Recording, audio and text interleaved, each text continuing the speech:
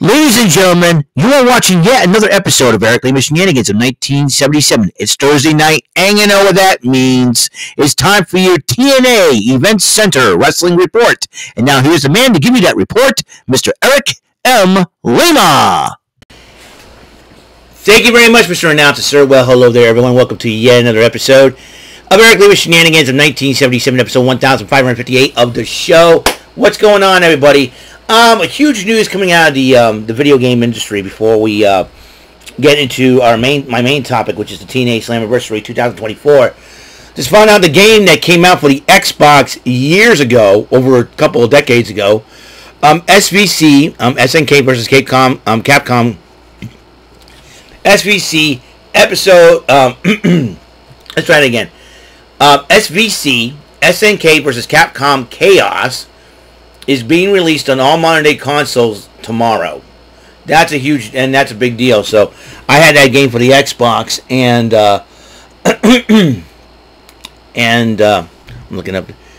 Oh, I have it on my thing. So it's coming out for the Switch this coming in tomorrow. So I'm going to be looking forward to trying to get the game. But we still have no word of yet the Marvel vs. Capcom Fighting Collection Classics release, and that's another thing too. No word on that as of yet. Still one more day of Evo 2024. That's today, the final day of it. So so we get that going. We got to talk about what happened last night on TNA Slammiversary. As you know, things have happened. Crazy things have happened. Let's get right to it.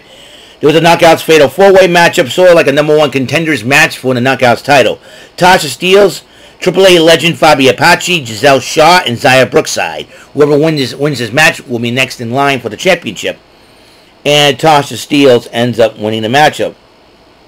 And Gia Miller interviews First Class, and they have a new ally to now that they found out that the title match between Francis and PCO will be a Montreal street fight. and Josh Bishop ends up joining them in the matchup. Josh Bishop joins them. Josh Bishop's been an indie wrestler all over the world. Sami Callihan interrupts First Class, confronting Bischoff, and AJ Francis kind of cuts him off. And Kushida was supposed to go one-on-one with Jonathan Gresham, but I think because of the outages that had been happening, flights and all that, somehow Jonathan Gresham was held up. So Rich Swann replaced Kushida, and Kushida was paying tribute to Jinsei Shinzaki, a.k.a. Hakushi, with the kanji written all over his face and his body, and that ended up helping them have a psychological advantage over Rich Swann, giving him the victory. Kushida won the matchup over Rich Swann. Gia Miller interviews Ash by Elegance, and George Iceman, the personal concierge for Ash by Elegance, interrupts him, and the interview was cut short. And the Knockouts Tag Team titles were on the line. The Militia, that's the team of Alicia Edwards of the System and Masha Slamovich, the hired gun, went up against Spitfire, and because of a little chicanery on the part of the Militia retained the tag team titles over Spitfire. Santino Marella, who was actually a Canadian native, came out to greet the Montreal crowd, spoke French to them a little bit about thanking them for their support, and they have a special matchup. Eric Young went one-on-one with Hammerstone, and both men returning to the ring. And Eric Young did win the matchup over Hammerstone. Eric Young addresses the Montreal crowd after the matchup, though, helping them prepare for Slammiversary. Annie St. Ange sang the Canadian national anthem, and the first matchup on the main card, Matt Hardy versus JDC, Johnny Dango Curtis, and after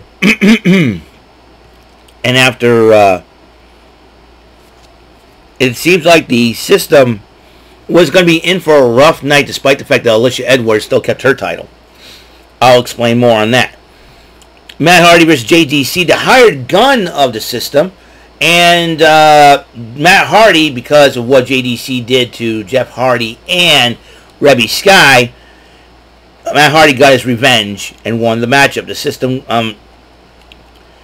cut a promo on Alicia's victory, and they said they claim to sweep all the title matches.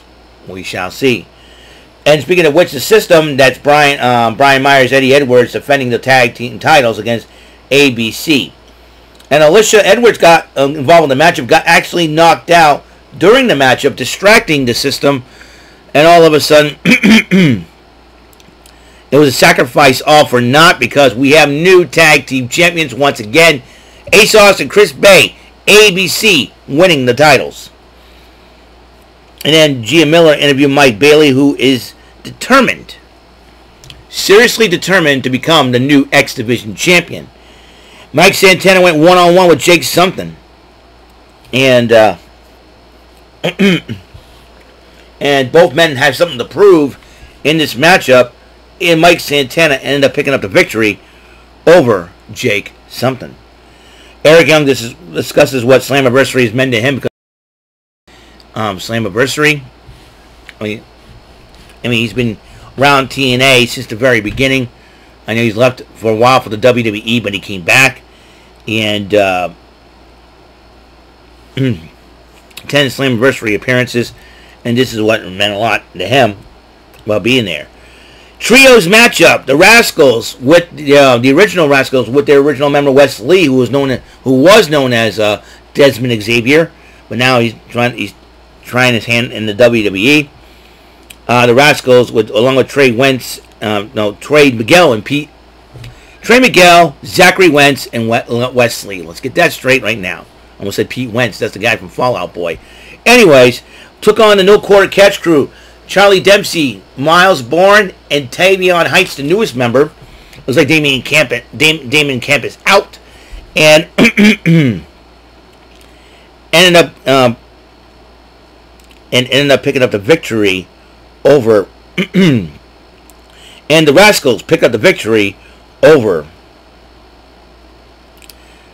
the No Quarter Catch crew. You know, I wouldn't be surprised if Damon Kemp made it to the main roster and decided to join Chad Gable's group. That could be another possibility too. Meanwhile, the Montreal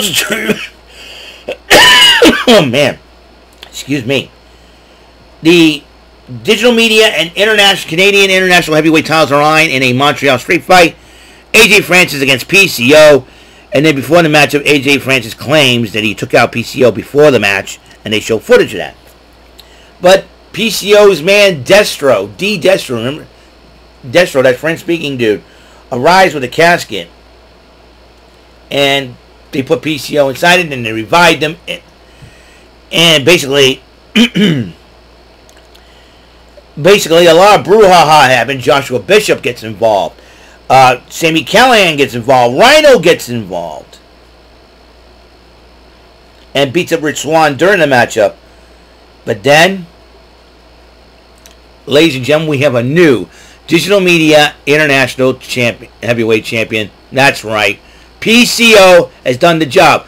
Could the night get better could the night get better for the French Canadian Frankenstein? It can, because Steph DeLanda comes out and proposes to the big guy, and he says oui. That means yes in French, for those of you who don't know. That's right. Steph DeLanda and PCO are getting married. This is the first time in a long time a wedding's happening in a wrestling ring. This is going to be very interesting for sure.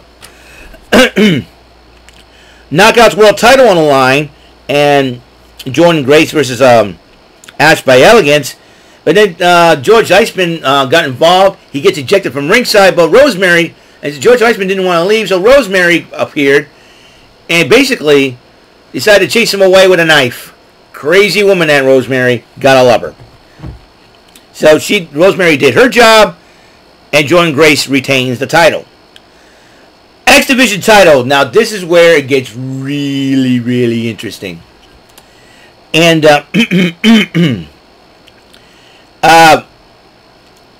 Ali and Bailey were going at it. Ali's trying to do, Ali's trying to do whatever it takes,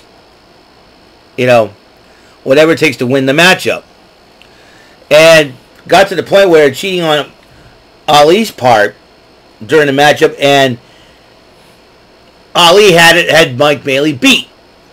But as the referee trying to make the 3 count, he was yanked out of the ring by one of the Riot Squad members of Ali. I was like, does Mike Bailey know something that we all don't? Riot Squad member of Ali's entourage took off his gear. It was Trent Seven. He was disguised himself, and then when Ali was distracted with Trent Seven, realized the referee was knocked out, he decided, he goes,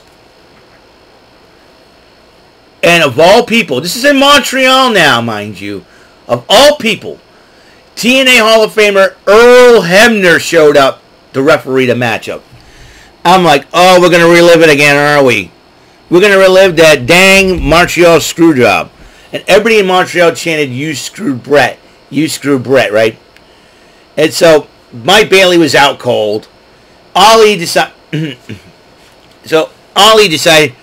we're doing this, right? He decided to put the sharpshooter on Mike Bailey. I'm like, you got to be kidding me.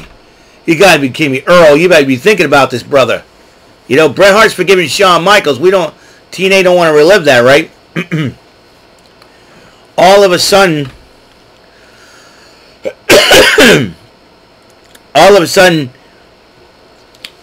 Ali's got him the sharpshooter, and Earl Hebner's about to, and he goes, no, I won't do it. Ali got in his face. Mike Bailey, speedball attacks him from behind. And guess what? And guess what? We have a new X Division champion in Speedball Mike Bailey. Speedball Mike Bailey hugged Earl Hebner. Earl Hebner says, you deserve this. And he redeemed himself in Montreal. Gotta love it. You gotta love it. Yes, sir. Yes, sir. Okay. Santino Marella was very happy about that. And then he goes, and George Iceman confronts him about what happened in the Knockout title match. Hammerstone confronts Santino. He said, I'll kill 2 birds with 1 stone. This coming Thursday will be a mixed tag. Hammerstone, Ash by Elegance, going up against Jordan Grace and Eric Young. There you go. And then the world title was on the line. I got the right. The world title was on the line. Moose was defending it against Joe Hendry, Josh Alexander, Steve Macklin, Frankie Kazarian, and Nick Nemeth. And Macklin was the first one to be eliminated by Moose. But then, the shocker, Moose gets eliminated by Joe Hendry. That means guaranteed a new champion would be crowned among the final 4. That would be Josh Alexander, Steve Macklin, Josh Alexander, Joe Hendry, Nick Nemeth, and Frankie Kazarian. And then Josh Alexander low-blowed Joe Hendry, eliminating him in the matchup. And then Josh Alexander eliminated by Nick Nemeth. It was down between TNA veteran Kazarian and Nick Nemeth.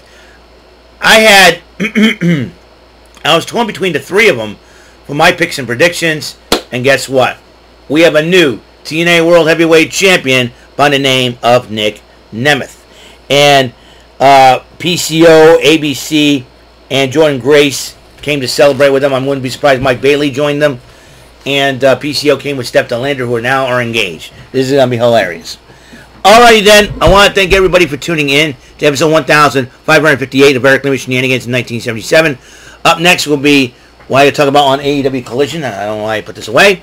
And until the next episode comes rolling around, Mr. Announcer, take us home. That is all for today's episode. This is your announcer speaking for Eric Lima Shenanigans of 1977. A Big Beefy E, doing for Bob Saget Productions, and in association with a Raven Bofa Telepictures and Distribution. Thank you for watching today's episode. Tune in next time for another episode of Eric Lima Shenanigans of 1977. Goodbye for now.